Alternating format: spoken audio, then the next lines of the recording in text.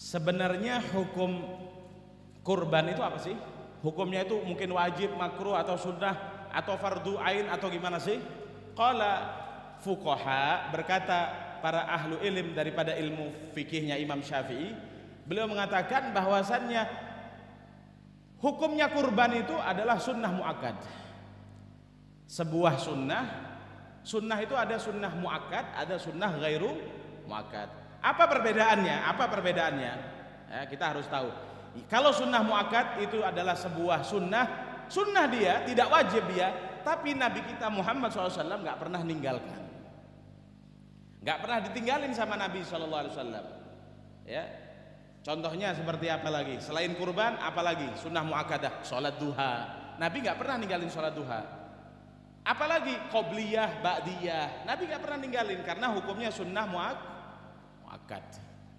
Ya, kalau sunnah ghairu muakkad itu adalah sebuah sunnah yang apabila Nabi SAW berada di rumah atau di kota Madinah, kalau kita kota Seririt, kota Buleleng, beliau tidak pernah meninggalkan. Tapi kalau beliau safar, bepergian, baru beliau tidak kerjakan. Nah, itu sunnah muakkad dan sunnah ghairu muakkadah. Dan para hadirin teman-teman sekalian, Nabi itu sangat perhatian dengan yang namanya kurban, sangat perhatian. Bahkan dalam riwayat disebutkan bahwasannya kana sallallahu alaihi wa alihi wasallam dhaha kulla sanah mi'atu kabsyah. Nabi itu SAW saking perhatiannya dengan yang namanya kurban, setiap datang bulan Dzulhijjah atau hari raya kurban, beliau memotong 100 daripada ekor kambing yang besar. Subhanallah. Hebat apa enggak hebat Nabi? Padahal sampean tahu, pasti tahu, nggak mungkin nggak tahu. Apa itu? Nabi itu kira-kira pernah nggak makan nggak 3 hari? Pernah dengar ya? Sampean pernah nggak makan nggak 3 hari? Makan terus ya? Kebalik, sehari 3 kali. Kalau Nabi 3 hari sekali makannya, kalau kita 1 hari, sepakat ya? Tapi ketika datang hari raya kurban, Nabi berapa motong kambingnya berapa? Kita berapa?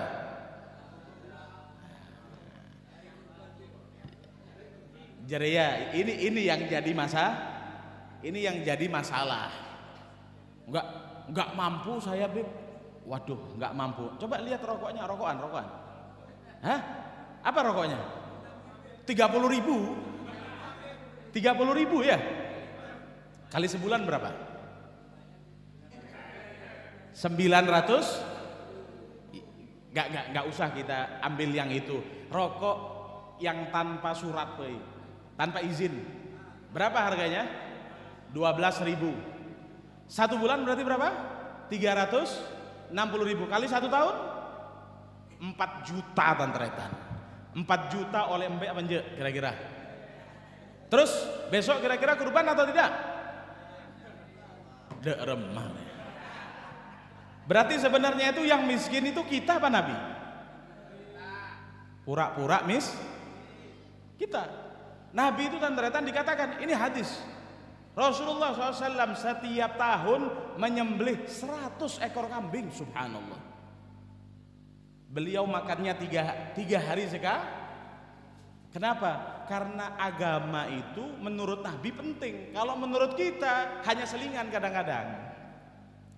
Ya, kalau ada rezeki kaget ya kurban, munjuk ya pasrah. Ya.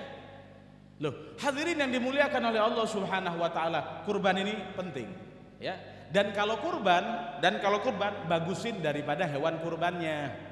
Kata Nabi SAW, beliau mengatakan, ya, ahsinu dhahayakum fa innaha ala sirat matayakum. Dalam riwayat yang lain, kabbiru dhahayakum, besarin potongan hewan kurban kita. Kenapa? Karena nanti kita di sirat akan jalan naik dia. Kalau kambingnya kambing kacang, gimana? Sampean tak kasih tahu ya, tantreta para hadirin teman-teman. perjalanan di Sirat itu 1500 tahun. Kata Nabi SAW dalam hadis Sahihul Bukhari bahwasannya Siratul Mustaqim yang di bawahnya ada neraka itu perjalanannya 1500 tahun. 500 tahun tanjakan, 500 tahun turunan, 500 tahun jalan lurus. Kalau kambingnya embek yang 2 juta itu baru turun tuh jalan turunan jangan 500 tahun, 2 tahun mati sudah kambingnya. Ya. Kalau mau kambing cari yang bagus, kalau mau kurban cari kambing yang bagus. Kata Nabi perbesar. Makanya Nabi itu nggak ada. Dalam riwayat Rasulullah itu berkurban kambing kecil nggak ada. Nabi itu pasti kabis, akikah, kabis. Oh, anjing besar apa? Anjing bukan anjing apa? Kambing. Ya, kambing yang besar itu. Nabi Shallallahu Alaihi Wasallam. Ya, jadi diusahakanlah kita kurban walaupun sekali-kali. Ya, jangan nunggu daging korban, baik ya. Mana apa-apa? Saya kok nggak dapat. Sekali-sekali berbagi para hadirin. Ya, disisihkan. Kalau ya itu dari rokok itu bisa dipotong sebenarnya. Ya, makanya lebih baik cak rokok mau tak kurban tantretan. Ya, berhenti sudah rokokan kalau nggak Tapi kalau kurban ya nggak apa-apa, apa banyak rokoknya. Ya, tapi tetap saya kurban bagus, ya, bagus. Kita bahas sedikit, ya. Ini berapa lama? Kita bahas 30 menit intisari daripada hukumnya kurban. Walaupun ini banyak ya. Banyak pembahasan akan tetapi kita ringkas insyaallah. Yang pertama, yadkhulu waqtu tadhiyah idza tala'at asy-syams yawm an-nahar wa madghadu rak'atain wa khutbatain khafifatain. Intaha. Wa yastamiru waqtu adh-dhabhi ila ghurubi asy-syams min akhir ayyam at-tasyrik. Dalam kitab Hasyiatul Baijuri disebutkan bahwasannya kapan masuknya waktu kita boleh menyembelih daripada hewan kurban itu, ya. Masuknya waktu itu ketika ya sudah selesai daripada orang-orang yang melaksanakan daripada sholat Idul Adha.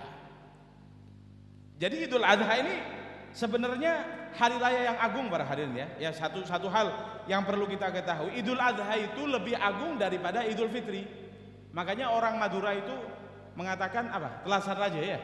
Hari raya besar karena memang benar. Karena memang betul. Tapi sayangnya kita kadang-kadang yang diagungkan itu Idul Fitri lebih daripada Idul Adha. Beda sama orang Madura. Karena mereka mungkin dekat sama kiai, sering ngaji dulu, jadi tahu bahwasannya Idul Adha itu hari raya besar sebenarnya. Harusnya lebih diagungkan, tapi sholat idnya itu lebih agung Idul Fitri daripada Idul Adha. Artinya komposisi pahalanya lebih banyak sholat Idul Fitri daripada sholat Idul. Tapi hari rayanya lebih besar, lebih banyak pahalanya bagi mereka orang-orang yang memakmurkan. Kalau sudah selesai daripada sholat id, maka boleh kita semuanya menyembelih daripada hewan kurban tersebut. Sampai kapan batasnya? Sampai 3 hari. Akhir adalah tanggal 13 waktu asar hari tasyrik. Lewat waktu asar nggak boleh lagi nyembelih. Ya. Dan di hari ini kita nggak boleh puasa. Jangan pura-pura. Arab tak makan. Kenapa nggak makan? Puasa. Biar pura-pura wali gitu ya. Wali apa? Puasa bukan waktunya puasa. Nanti kalau Ramadan puasa, Ramadan tak puasa. Hari tasyrik puasa. Wah, ini kebalik ini. Ya, ini kebalik. Ya, kebalik. Ya, Allahumma sholli ala Muhammad. Jadi hari tanggal 10, 11, 12, 13 itu harinya makan. Banyak-banyakin makan sampean. Enggak usah nanti dikasih gula, ada ngasih gula. Enggak, kolesterol saya. Makan. Ya, waktunya makan bismillah. Banyakin makan. Ya, tapi kalau sudah besar perutnya jangan sudah. Waktunya diet sudah, ya. Jadi hadirin yang dimuliakan oleh Allah Subhanahu wa taala, kemudian qala Syafi'i, berkata Imam Syafi'i ya di sini bahwasannya la urakhisa fi tarkil udhiyah liman qadra 'alaiha, muradu radhiyallahu anhu yukrah tarkul qadr 'alaiha. Makruh hukumnya meninggalkan daripada kurban, makruh bagi orang yang punya tabungan. Makruh meninggalkan. Makruh itu Allah nggak suka. Ya. Punya tabungan, punya. Kenapa nggak kurban? eman. Ya. Tapi kalau orang yang punya utang nggak apa-apa, jangan kurban dulu tapi bayar hutangnya dulu, ya. Tapi bagi orang yang punya tabungan, keluarin, ya, dikeluarin ya, untuk berkurban, ya. Dan di dalam mazhab Syafi'i, hadirin dimuliakan oleh Allah, ini pembahasan kita seputar mazhab Syafi'i, bahwasannya kurban itu bukan untuk satu keluarga satu, bukan, tapi untuk satu kepala satu. Dalam rumah saya ada 5 orang, ibu dua, anak 2, ya, bukan ibu 2, anak 2, suami istri, kemudian satunya saudara perempuan. Nah ini setiap kepala ini disunnahkan untuk berkurban, dan kurban itu bukan satu umur satu kali, enggak, tapi setiap tahun satu. Jadi setiap tahun kita ngeluarin satu. Kalau mazhabnya Imam Ahmad bin Hambal baru satu keluarga cukup satu. Jadi keluarga ini rumah depan, misal rumahnya siapa ini, dan di depan, satu keluarga satu cukup deh. Itu menurut mazhab Ahmad bin Hambal. Ya di Mekah biasanya seperti itu. Tapi kalau kita satu kepala satu. Untuk kambing 1 orang, untuk sapi 7 orang, untuk unta sama 7 orang. Ya. Kemudian ini permasalahan-permasalahan, ya, permasalahan seputar kurban, ya, bahwasannya tidak boleh kita berkurban, la yajuz al-udhiyah, ya, al-majnunah. Kita nggak boleh berkurban dengan binatang yang gila. Tapi saya belum tahu gimana binatang yang gila itu, saya nggak tahu. Mungkin yang ahli-ahli kambing tahu mungkin. Ya, oh ini mbek yang gila tahu beliau. Makanya kalau mau kurban tanya sama yang jual, pastikan dia ini gila apa enggak kambingnya, tanyakan sama dia, ya, tanyakan sama dia. Kemudian tidak boleh kita berkurban dengan hewan yang jarba, ya, jarba itu kudis, gatel, enggak boleh, ya. Wa in kana jarbuha yasir, nah disebutin di sini, walaupun korengnya itu sedikit, ada koreng sedikit, enggak boleh digunakan untuk berkurban, ya. Kemudian yang ketiga, al-aura, hewan yang buta.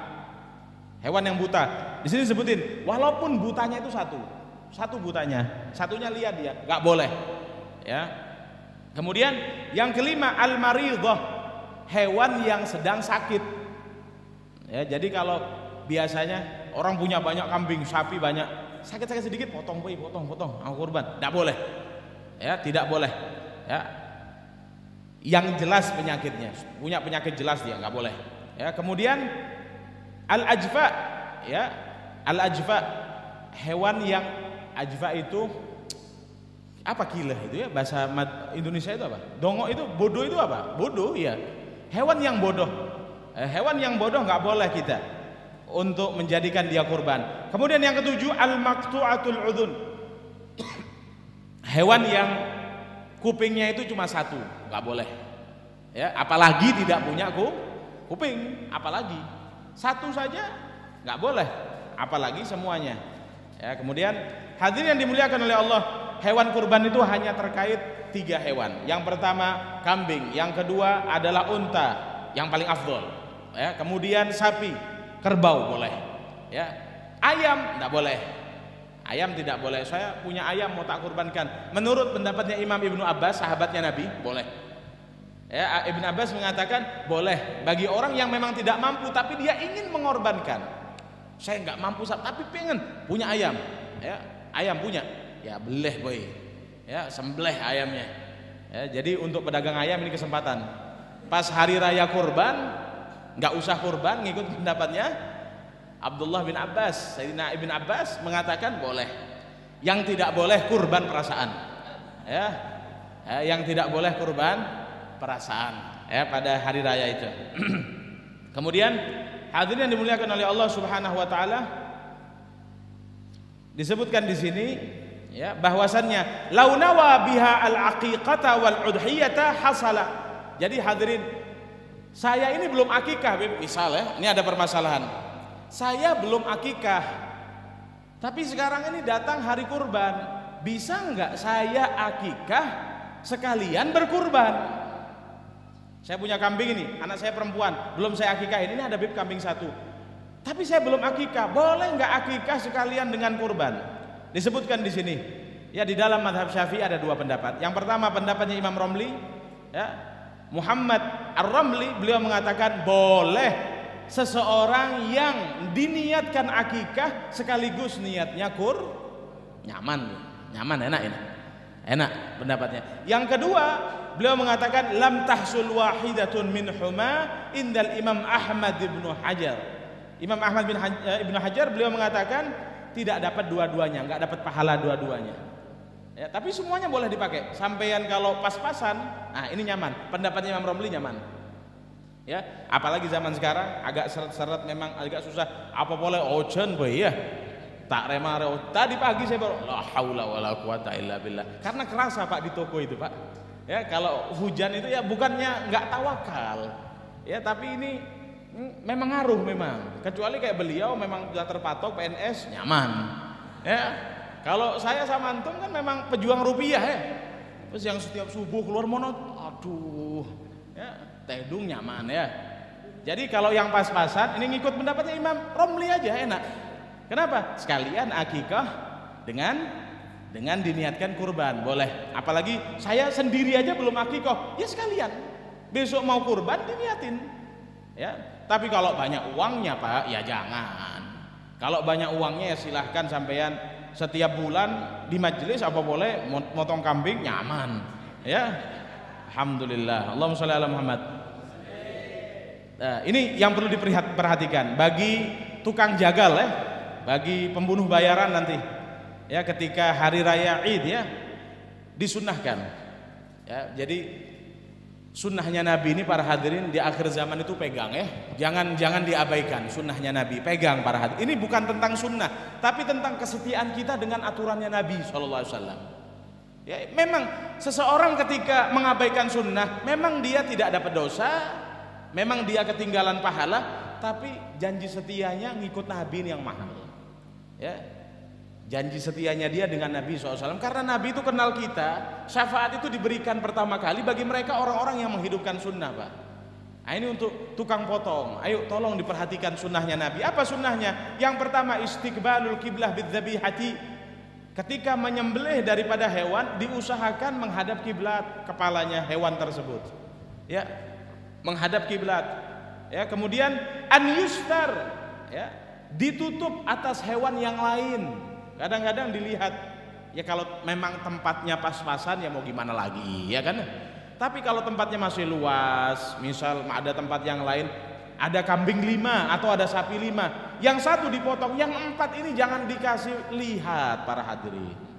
Kata Nabi SAW, wa idza dzabhtum fa ahsinu dzibhatah.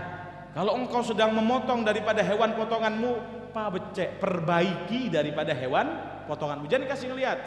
Ya, kita aja ngelihat hewan dipotong kadang-kadang ngeri ya.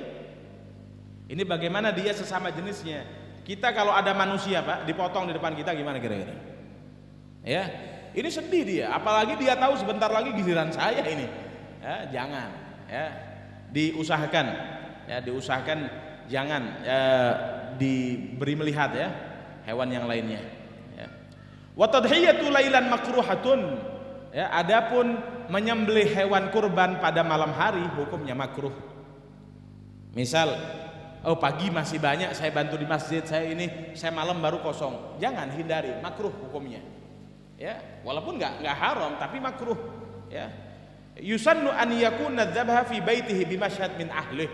Dan disunnahkan kurban itu yang paling sunnah di rumah orang yang berkurban. Mohon maaf ya, takmir masjid ini tidak ada niat apa-apa. Saya hanya membacakan nas saja di kitab. Paling afdal itu memang di rumah. Siapa yang kurban?